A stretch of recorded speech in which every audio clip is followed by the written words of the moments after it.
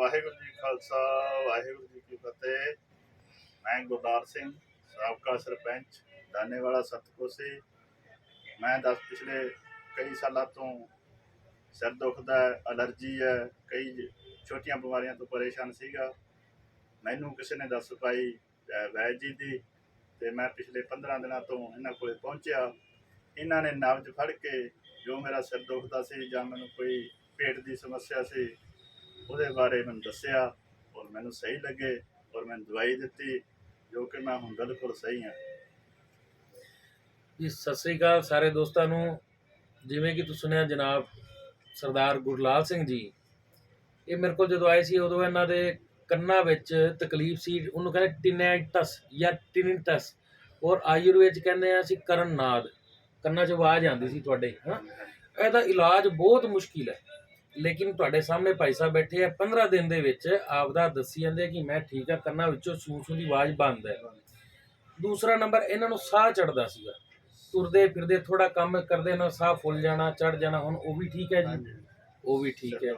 ਇੱਕ ਇਹਨਾਂ ਦਾ ਸਿਰ ਦੁਖਦਾ ਸੀ, ਮਾਈਗ੍ਰੇਨ ਦੀ ਤਕਲੀਫ ਜੋ ਡਾਕਟਰ ਕਹਿੰਦੇ ਸੀ ਪਿਛਲੇ 7-8 ਸਾਲ ਤੋਂ ਚੱਲੀ ਆਉਂਦੀ ਸੀ, ਉਹ ਵੀ ਠੀਕ ਹੈ ਜੀ। 15 ਦਿਨ 'ਚ ਦੇਖੋ ਕਿੰਨਾ ਰਿਜ਼ਲਟ ਮਿਲਿਆ ਇੱਕ ਬੰਦੇ ਨੂੰ। ਇਹਨਾਂ ਦੀ ਲੈਫਟ ਸਾਈਡ ਵਾਲੀ ਲੱਤ ਵੀ ਸਾਰੀ ਦੁਖਦੀ ਸੀ, ਭਾਰਾਪਨ ਰਹਿੰਦਾ ਸੀਗਾ, ਹੁਣ ਉਹਦੇ 'ਚ ਹੈ ਜੀ ਕੋਈ ਤਕਲੀਫ, ਉਹ ਵੀ ਬਿਲਕੁਲ ਠੀਕ ਹੋ ਗਈ।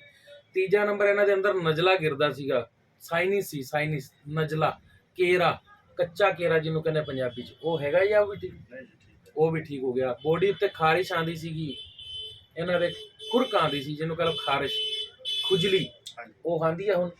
ਜਿਹੜੀ ਤੁਸੀਂ ਗੋਲੀ ਖਾਂਦੇ ਸੀ ਅੰਗਰੇਜ਼ੀ ਗੋਲੀ, ਜਿਹੜੀ ਤੀਜੇ ਚੌਥੇ ਦਿਨ ਜਾਂ ਦੂਜੇ ਦਿਨ, ਉਹ ਹੁਣ ਖਾਧੀ ਹੈ 15 ਦਿਨ, ਉਹ 15 ਦਿਨ 'ਚ ਇੱਕ ਵੀ ਗੋਲੀ ਨਹੀਂ ਖਾਧੀ ਅੰਗਰੇਜ਼ੀ ਇਹਨਾਂ ਨੇ। ਲੀਵਰ ਦਾ ਇਹਨਾਂ ਦਾ ਸਾਈਜ਼ ਥੋੜਾ ਵੱਧ ਗਿਆ ਸੀਗਾ, ਔਰ ਭੁੱਖ ਜਿਹੜੀ ਹੈ ਬੇਤਹਾਸ਼ਾ ਯਾਨੀ ਸ਼ਿੱਦਤ ਦੇ ਨਾਲ ਨਹੀਂ ਲੱਗਦੀ, ਲੇਕਿਨ ਖਾਧਾ ਪੀਤਾ ਹਜਮ ਨਹੀਂ ਹੁੰਦਾ ਸੀ, ਉੱਤੇ ਪਿਆ ਰਹਿੰਦਾ ਸੀਗਾ। ਹੁਣ ਖਾਧਾ ਪੀਤਾ ਹਜਮ ਹੋ ਜਾਂਦਾ, ਹੁਣ ਇਹ ਤਾਂ ਨਹੀਂ ਲੱਗਦਾ ਉੱਤੇ ਉਬਾਲੇ ਖਾਂਦਾ ਪਿਆ ਹੋਵੇ, ਉਹ ਵੀ ਠੀਕ ਹੋ ਗਿਆ।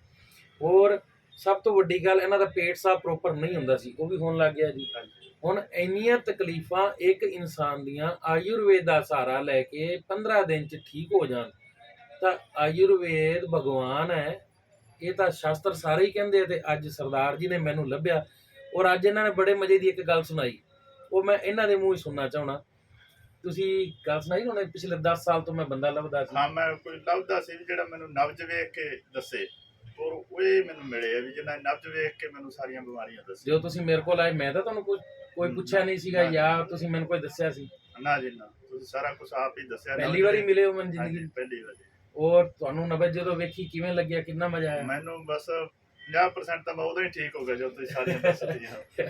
ਮੰਨਦੇ ਹੋ ਨਾ, ਇਹਦੇ ਸੋਨੋਗ੍ਰਾਫੀ, ਅਲਟਰਾਸਾਊਂਡ, ਸੀਟੀ ਸਕੈਨ ਸਾਰੇ ਨਬਜ ਦੇ ਵਿੱਚ ਮੌਜੂਦ ਹੈ? ਹਾਂਜੀ ਮੰਨਿਆ ਨਾ। ਮੈਂ ਕੋਈ ਟੈਸਟ ਕਰਵਾਏ ਤੁਹਾਡੇ ਕੋਲ? ਮੈਂ ਸਮਾਂ ਟੈਸਟ ਰਿਪੋਰਟਾਂ ਪਿਛਲੀਆਂ ਨਾਲ ਲੈ ਕੇ ਆਇਆ ਸੀ, ਮੈਂ ਵਿਖਾਉਣ ਦੀ ਕੋਸ਼ਿਸ਼ ਕੀਤੀ, ਇਹਨਾਂ ਨੇ ਵੇਖੀਆਂ ਨਹੀਂ ਆਉਂਦੇ, ਅਸੀਂ ਮੈਂ ਆਪ ਹੀ ਦੱਸੂ। ਵੀਰ ਜੀ, ਇਸੇ ਤਰੀਕੇ ਨਾਲ ਵਾਤ ਪਿੱਤ ਔਰ ਕਫ ਦੀ ਜਾਣਕਾਰੀ ਰੱਖੋ, ਇਹਨੂੰ ਬੜੇ ਬਰੀਕੀ ਨਾਲ ਸਮਝੋ। ਜੇਕਰ ਲੋਕ ਜਿੰਨੇ ਮੇਰੇ ਵੀਰ ਹੈ ਇਸ ਚੀਜ਼ ਨੂੰ ਸਮਝ ਜਾਣਗੇ, ਤਾਂ ਮੈਂ ਗਰੰਟੀ ਕਰਨਾ ਤੁਹਾਡੇ ਚੌਖਟ ਦੇ ਉੱਤੇ ਕਦੇ ਬਿਮਾਰੀ ਨਾਮ ਦੀ ਇਹੋ ਜਿਹੀ ਅਲਾਮਤ ਕਦਮ ਰੱਖੇਗੀ ਨਹੀਂ। ਤਾਂ ਮੇਰੇ ਵੀਰੋ, ਆਯੁਰਵੇਦ ਨਾਲ ਜੁੜੋ, ਜ਼ਿੰਦਗੀ ਨੂੰ ਸਵਸਥ ਬਣਾਓ। ਸਤਿ ਸ੍ਰੀ ਅਕਾਲ। ਖਾਲਸਾ, ਵਾਹਿਗੁਰੂ ਜੀ ਕੀ ਫਤਿਹ।